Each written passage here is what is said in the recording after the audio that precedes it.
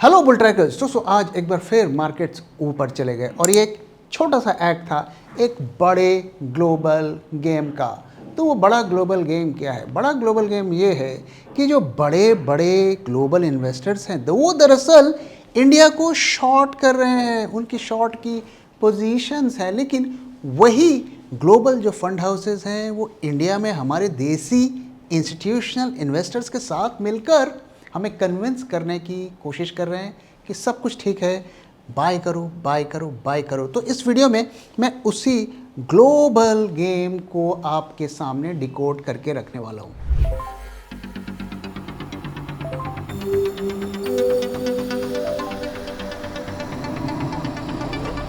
जब मार्केट की हो बात, बेटर आस्क बुल ट्रैक।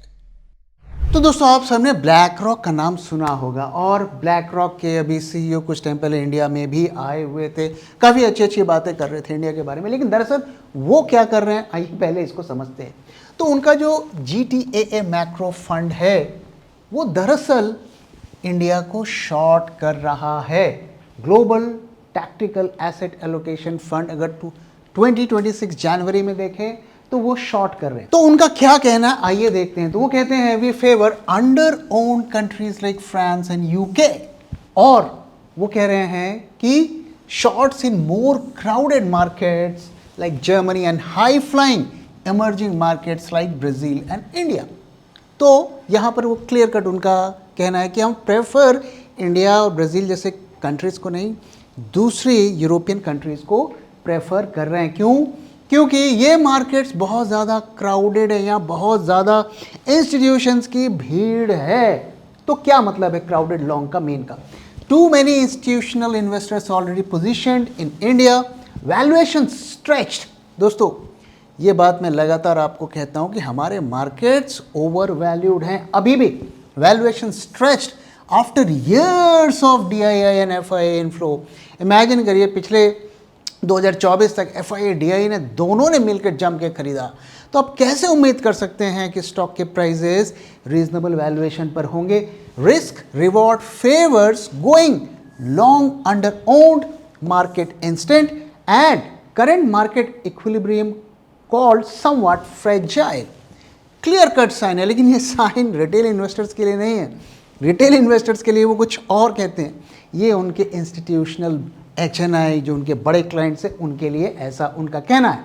और साथ में ये भी कहना है कि भाई देखो, ये इंडिया के फंडामेंटल्स के अगेंस्ट कॉल नहीं है, ये वैल्यूएशंस और क्राउडेड मार्केट है इसकी वजह से है। लेकिन नेट रिजल्ट ये है कि भाई वो इंडिया को शॉर्ट कर रहे हैं, और आगे भी मैं डेटा आपको दिखाने वाला हूँ जिसमें आप देखेंगे कि जो वो कह रहे हैं वही वो कर रहे हैं। सो मैंने उनके जो मेजर बड़े फंड है वहाँ पे दिखाए कि कैसे उन्होंने इंडिया पे शॉर्ट पोजीशन बनाई हुई है। अब ये उनका एक दूसरा ETF है, आई शेयर्स MSCI इंडिया ETF। ये आप जाकर नेट पे सर्च करेंगे तो आपको इसका डिटेल मिल जाएगा। और इसमें $2 बिलियन का उनका टोटल आउटफ्लो है पिछले 5 हफ्तों में, और अप्रैल 7 को डेटा के अनुसार $220 मिलियन की सेलिंग उन्होंने एक दिन में कर दी। क्यों कर दी, आइए इसको समझते हैं। तो इसका सीधा कनेक्शन ईरान वॉर से है, जहां हमारे कुछ रिटेल इन्वेस्टर्स कहते हैं कि खरीदो खरीदो, ये बाइंग की अपॉर्चुनिटी है। वो दरअसल सेल कर रहे हैं और इंडिया को शॉर्ट कर रहे हैं। तो यहाँ हमें क्या देखने को मिलता है कि क्यों वो ऐसा कर रहे हैं, क्या अभी रीसेंट ट्रिगर क्या है। तो इसको समझते हैं। India imports 85% of its crude. When the Strait of Hormuz becomes a live risk, global allocators don't wait for the data. They reduce exposure first and ask questions later. और जैसा कि मैंने आपको कहा कि हर $10 में जो है $15 बिलियन का नुकसान होता है इंडिया को जब क्रूड बढ़ता है। तो ये वो रिस्क नहीं लेना चाहते, इसलिए वो पोजीशंस को एग्जिट भी कर रहे हैं और शॉर्ट्स भी कर रहे हैं। तो आपको सरप्राइज नहीं होना चाहिए कि FII लगातार क्यों सेल कर रहे हैं, क्योंकि दुनिया का जो सबसे बड़ा फंड हाउस है अगर वो बेयरिश है तो बाकी लोग भी होंगे, इंस्टीट्यूशनल इन्वेस्टर्स भी होंगे। अब आइए मैं आपको एक और इंटरेस्टिंग डेटा दिखाता हूँ। अब यहाँ पर अगर आप देखिए, ये उनका इंडिया ETF है, MSCI ETF है, और ये हमारा निफ्टी है। क्या आपको यहाँ पर कुछ सिमिलैरिटी दिख रही है? अभी सिमिलैरिटी मैं आपको दिखाता हूँ। देखिए यहाँ तक तो सब चंगा सी सब्जी बहुत बढ़िया चल रहा है, बिल्कुल सब कुछ सिंक में है और सब DI बाय कर रहे हैं, FI बाय कर रहे हैं, सब कुछ 2024 तक सितंबर तक सब ठीक ठाक था। अब उसके बाद क्या होता है? उसके बाद से FIs ने अपने सेलिंग की पेस बढ़ाई और यहाँ पर आप देखिए अभी इस साल के शुरुआत में निफ्टी ने ऑल टाइम हाई को टच किया। क्या इनके फंड ने ऑल टाइम हाई को टच किया? नहीं किया। यानी कि जब ये रैली हो रही थी, जब रिटेल वाले कह रहे थे जी ये वर्स्ट इज़ बिहाइंड अस, अब तो मार्केट ऊपर जाएगा, खरीदो खरीदो खरीदो, IPOs की बाढ़ लगी हुई थी और MTF का बोलबाला था, सब कुछ ऐसा लग रहा था कि अब तो जी निफ्टी 30,000 पे जा रहा है। उस वक्त ये लोग क्या कर रहे थे? ये दरअसल सेल कर रहे थे। आप देख सकते हैं इनका प्राइस नीचे जा रहा था। तो ये क्लियर कट साइन है कि जो सबसे पहले एंट्री लेते हैं और सबसे पहले एग्जिट करते हैं, उनका साइन क्या है कि they are selling India. Retail investors आज कई स्टॉक्स में फंसे हुए हैं, जैसे कि सोला विनयार्ड्स, रेलटेल, ओला इलेक्ट्रिक। अब इन स्टॉक्स में रिटेल क्यों फंसते हैं? क्योंकि वो social media tips, FOMO and TV analyst पर रिलाई करते हैं। देखिए स्टॉक का गिरना बड़ी बात नहीं है, पर आपके स्टॉक्स गिरने के बाद अगर रिकवर नहीं होते हैं तो ये बड़ी प्रॉब्लम है। 2008 में if you see, Bajaj Finance ने 1.5 लाख % का रिटर्न दिया, टाइटन ने 9,000% का रिटर्न दिया और वहीं पर DLF ने 10 साल लगा लिए ब्रेक इवन के लिए, और यूनिटेक जैसे स्टॉक जो आज तक रिकवर नहीं कर पाए।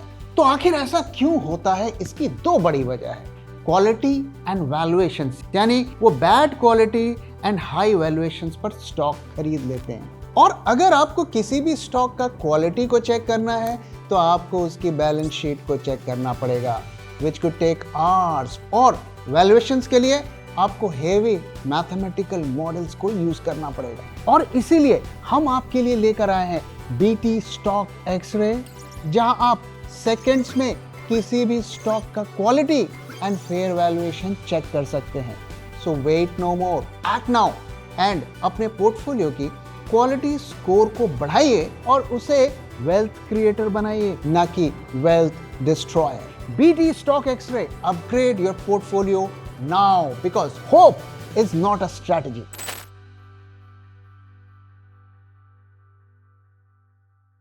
अब आइए एक और उनका मैं गेम आपको दिखाता हूं। तो ये गेम क्या है? तो हम जानते हैं कि अभी ब्लैक रॉक ने इंडिया ऑपरेशंस पे शुरू किया, इंडिया में भी वो म्यूचुअल फंड शुरू करने वाले हैं और उन्होंने रिलायंस के साथ मिलकर ये शुरू किया है। तो यहाँ पर हम देखते हैं कि इंडिया में वो क्या कह रहे हैं। CEO जो है उनके, जिनका नाम है लैरी फिंक, जो ब्लैक रॉक के CEO है, उनका क्या कहना है इंडिया के लिए? उनका क्या कहना है? CEO is telling Indians to buy stocks. तो खुद बेच रहे हैं, शॉर्ट भी कर रहे हैं, इंडिया को बोल रहे हैं जी खरीदो जी, कोई टेंशन नहीं है, 10-20 साल में मार्केट 3 गुना 4 गुना हो जाएंगे, खरीदो। और एग्जैक्टली वो क्या कहते हैं आइए सुनते हैं। तो फिंक बोलते हैं Indian equity markets will double and triple and quadruple over the next 20 years। तो भाई फिर आप क्यों बेच रहे हैं? आपको तो खरीदना चाहिए ना। आपको तो सारे AI स्टॉक्स को बेचकर इंडिया में पैसा लगाना चाहिए, कम से कम वहाँ का एक सिग्निफिकेंट पोर्शन लगाना चाहिए। आप तो वहाँ नहीं लगा रहे हो। और अंबानी जी के साथ उनका कोलैबोरेशन। अंबानी जी कहते हैं India's gold and silver savings are unproductive, stock market is compounding. वो कह रहे हैं घर में गोल्ड वोल्ड क्यों रख रहे हो, उसको बेच दो, बेच के स्टॉक मार्केट में लगाओ, क्योंकि वो तो अनप्रोडक्टिव है, वो तो बेकार है, वो तो कूड़ा है, तो वहाँ पे लगाओ। ये वो कह रहे हैं। आगे मैं और भी दिखाऊंगा कि गोल्ड को लेकर क्या खेला आगे चलने वाला है। So Jio BlackRock already launched its first equity mutual fund in India, Fink called next 20 to 25 years on era of India. Era of India है भाई, काहे शॉर्ट कर रहे हो? और देखिए ये फिंक साहब अकेले नहीं हैं, एक और हैं, मैं नाम नहीं लूँगा, गूगल कर लेना आप। तो वो भी आए दिन टीवी पर आते हैं, इंटरव्यू देते हैं, एक बड़े FII के हेड हैं, बड़े पोजीशन पर है, वो भी कहते हैं जी इंडिया के बारे में हमेशा बुलिश बुलिश बुलिश बातें करते रहते हैं, जब आते हैं जहाँ जाते हैं। अगर आप उनकी बात सुन लोगे तो तुरंत ही आप जो है जाके 2-4 शेयर तो खरीद ही लोगे इंडियन मार्केट में। तो मेरा उनसे ये क्वेश्चन है कि भाई जब आप इतने बुलिश हो तो अपने एफआईआई भाई लोगों को बोलो ना, क्यों बेच रहे हैं, फिर खरीदें। कम से कम अपनी कंपनी को ही बोलो कि जी हम कोरिया से शेयर नहीं खरीदेंगे, हम जापान से नहीं खरीदेंगे, हम ताइवान से नहीं खरीदेंगे, हम इंडिया से खरीदेंगे। बोलो ना। तो कहनी और कथनी और करनी में डिफरेंस क्यों है? तो यही खेला है और इसी खेला में रिटेल वाले फंसते हैं और वही खेला मैं आपको बता रहा हूँ। अब यहाँ पे अगर आप देखिए कि गोल्ड पर अब लोगों की नज़र है, क्योंकि बाकी तो लूट लिया लोगों ने। अब है कि इंडिया के लोगों का गोल्ड कैसे लूटा जाए, क्या स्कीमें बनाई जाए, तो वहाँ देखते हैं कि क्या होता है। तो Indians hold 59% of house hold assets in gold and real estate. Bayern estimates mutual fund AUM 45 lakh crore से 300 लाख करोड़ हो जाएगा बाई 2035। तो इस तरीके की फिगर्स का उनका टारगेट भी है और ग्रो भी कराना है। तो भैया गोल्ड बेचो, तभी तो हाथ में पैसा है, क्योंकि अभी तो आपके हाथ में पैसे हैं नहीं, जो थे लगा दिए, वो लॉस में चल रहा है। तो और कैसे फंड करोगे म्यूचुअल फंड इंडस्ट्री को? तो सोना बेचो। और इसी को लेकर देखिए एक और ये फंड मैनेजर है नीलेश शाह, बड़े नामी आदमी हैं, काफ़ी टाइम से मार्केट पर है, टीवी पर आते रहते हैं। वो कह रहे हैं 700 billion in house hold gold is more than all of FDI and FPI India has ever received massive trapped capital. इसका कहने का क्या मतलब? इनका कहने का मतलब है वो सब बेच दो, बेचकर म्यूचुअल फंड में लगा लो, जो स्टॉक मार्केट में लगा लो, ताकि जो FIIs हैं उनको और भी अच्छे से एग्जिट मिल जाए, ताकि ब्लैक रॉक टाइप कंपनीज और आसानी से अपने शेयर को बेच सकें। Okay, so it is lying in तिजोरी, इट हैज बिकम आइस, बर्फ बन गया जी, उसको बेच दो, उसको बर्फ फ्रिज में रख के कोई फायदा नहीं है। Called India a Kasturi animal, wealth exist but isn't being used. तो यूज करिए, आज ही ज्वेलर के पास जाइए, गोल्ड को बेचिए और उसे फंड में लगाइए। सोल्यूशन क्या है? Monetize household gold. Gold loans are the fastest growing retail lending segment, no longer a taboo. तो अब तो कोई प्रॉब्लम ही नहीं है। पहले तो गोल्ड अगर लोग बेचते थे तो कहा जाता था कि आपने भाई सोना बेच दिया, अब तो वो भी ख़त्म हो गया, तो बेचिए। तो ये एक नया इस वक्त खेल चल रहा है जो आगे आने वाले दिनों में अनफोल्ड होगा। लेकिन दोस्तों हमें ध्यान में रखना है कि हमारे बुरे दिन का साथी हमेशा से गोल्ड ही रहा है।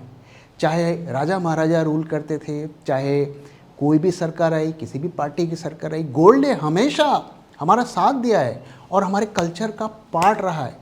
तो बहुत सोच समझ के इनकी बातों में इतनी आसानी से नहीं फंसना है। सो आइए अब क्विकली देखते हैं कि इन इंस्टीट्यूशंस का क्या आउटलुक है। तो GTA मैक्रो फंड, ये तो भाई शॉर्ट कर रहे हैं पूरी तरीके से। इसके बाद iShares ETF है, ये इनका लगातार इनकी सेलिंग चल रही है। लेकिन जैसा कि है कि जो हमारे domestic mutual fund DIA industry है वो मेगा बुलिश है और वो कह रहे हैं कि भाई ये तो आने वाले कई सालों तक जो है यहाँ पे ग्रोथ देखने को मिलेगा। तो कॉन्ट्राडिक्टरी साइंस देखने को मिल रही है। एक ही कंपनी कहीं कुछ बोल रही है, कहीं कुछ बोल रही है। अब आइए दोस्तों आज के मार्केट की तरफ चलते हैं और देखते हैं यहाँ से हमें क्या क्लूज देखने को मिल रहा है। तो अगर आज का डेटा देखें तो आज ठीक ठाक रैली देखने को मिली। हालांकि आज के मार्केट की मूवमेंट में अगर आप गौर करेंगे तो बहुत ज़्यादा वोलेटिलिटी हमें देखने को मिली, अप्स एंड डाउन। तो एक बार फिर ऐसा लग रहा है कि एक पार्टी मोस्ट लाइकली DIIs खरीद रहे होंगे और FIIs ऊपर पे सेल कर रहे थे। तो एक पार्टी बाई कर रही थी, एक सेल कर रही थी, तो दोनों के ऑपरेशंस चल रहे थे, इसीलिए इतनी वोलेटिलिटी हमें देखने को मिली। एक टाइम पे तो बैंक निफ्टी 100 पॉइंट से ऊपर डाउन भी चला गया था और फिर later part of the day में रिकवरी देखने को मिली। तो 25 अप्रैल को आज हम 24,000 से ऊपर पहुंच गए हैं, 24092 और करीब 200 पॉइंट्स 195 पॉइंट्स अप रहा है। वोलेटिलिटी के पिक्चर अगर आप देखें तो पुट के IVs बढ़े हैं, यानी कि हेजेस और ज़्यादा एक्टिवेट हुए हैं। पुट कॉल रेशियो में भी राइज देखने को मिला है और विक्स भी हमें थोड़ा सा मार्जिनल डिप देखने को मिला है और पोजीशंस ठीक ठाक रोल ओवर हुई हैं। ये डेटा जो नेक्स्ट मंथ की एक्सपायरी का है, यानी कि मई महीने के एक्सपायरी का है। तो यहाँ पर आप देख सकते हैं अच्छा खासा रोल ओवर हुआ है। और अगर प्रीमियम को भी देखें, प्रीमियम एक्चुअली डिप हुआ है। जो कल के फ्राइडे के दिन 136 था, उसमें डिप देखने को मिला है। तो ये भी इंडिकेट कर रहा है कि आज फिर शॉर्ट पोजीशंस जो है यहाँ पर गिरती हुई दिख रही हैं। ओके, टर्नओवर ठीक ठाक था और एडवांस डिक्लाइन रेशियो भी काफ़ी अच्छा था। एफआईआईज की अगर आप पोजीशंस को देखें तो फ्राइडे के दिन शॉर्ट्स बढ़े हैं। तो आज का डेटा देखकर हमें क्या देखने को मिल रहा है कि फ्यूचर्स मार्केट में वैसी ही सिचुएशन बनी गई है। आज इस मार्केट की रैली को यूज़ करके शॉर्ट्स बने हैं, अभी तक ऐसा दिखता है। If a cat wants to be a lion, it needs to lose its appetite for rats. What do you want to be? Bulltrack Global Portfolio. Think big, think global. अब भाई दोस्तों चार्ट्स की तरफ चलते हैं और देखते हैं यहाँ से हमें क्या क्लूज दिख रहे हैं। तो दोस्तों जैसा कि मैंने आपको बताया कि इसी तरीके का पैटर्न इसने यहाँ पर भी बनाया है और इस पैटर्न से जब प्राइजेस नीचे निकले तभी हमने आपके साथ शेयर किया था कि हम मार्केट को शॉर्ट कर सकते हैं। पहले हमने आपसे कहा था कि आप हेजिंग के साथ शॉर्ट करिए और फिर जब 100 पॉइंट्स का डिप यहाँ से हमें देखने को मिले तो हम अपने हेजेस को हटा सकते हैं। तो अगर आपने इसे फॉलो किया होगा तो अभी तक आपको प्रॉफिट दिख रहा होगा। हमने फ्राइडे के दिन एक और चीज़ आपके साथ शेयर की थी कि ये जो लेवल है ये आपका नियरेस्ट स्टॉप लॉस होना चाहिए। तो अगर आपने यहाँ पे कहीं शॉर्ट किया है तो आज आपने एग्जिट कर लिया होगा। लेकिन मैं आपसे क्लियर कर देना चाहता हूँ कि अभी तक का जो डेटा दिख रहा है ये बेरिश ट्रेंड अभी कंप्लीट नहीं हुआ है। तो हो सकता है यहाँ पे थोड़ा मार्केट ऐसे ऐसे करे, लेकिन अभी डेटा देखकर ये दिख रहा है, इंडिकेटर्स देख के ये लग रहा है कि यहाँ से अभी और मार्केट नीचे जा सकता है। अब जिन्होंने यहाँ पे शॉर्ट किया है वो पोजीशंस को होल्ड कर सकते हैं और जिन्हें फ्रेश शॉर्ट ओपन करनी है तो ये आपका लेवल है, इसके नीचे हम दोबारा शॉर्ट्स खोलने का सोच सकते हैं। तो जब ऐसा होगा ज़रूर हम आपके साथ शेयर करेंगे और उसके साथ जो कनेक्टिंग डेटा है वो भी आपके साथ शेयर करेंगे। तो फिलहाल के लिए अगर आपने इस लेवल पर शॉर्ट बनाया है तो कैरी करिए, अगर आप फ्रेश शॉर्ट्स बनाना चाहते हैं तो थोड़ा वेट करिए। दोस्तों इसी के साथ इस वीडियो को मैं यहाँ पे खत्म कर रहा हूँ। वीडियो कैसा लगा जरूर बताइएगा, अपना फीडबैक भी शेयर करना मत भूलिएगा। Thank you very much for watching and thank you for your time.